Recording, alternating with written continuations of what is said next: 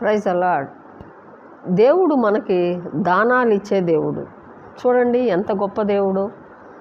ఆయన ఏమంటున్నాడంటే గృహమును విత్తమును, తర్వాత పితరులిచ్చు స్వాస్థ్యము, సుబుద్ధి గల భార్య యెహోవా యొక్క దానము. గృహము, దేవుడు నీకు గృహం ఇస్తే అది దేవుని ఆశీర్వాదం. ఆ తర్వాత దేవుని స్తోత్రం, విత్తములు అంటే పంట, లేకపోతే ఫలములు, లేకపోతే బిడ్డలు కూడా కావచ్చు.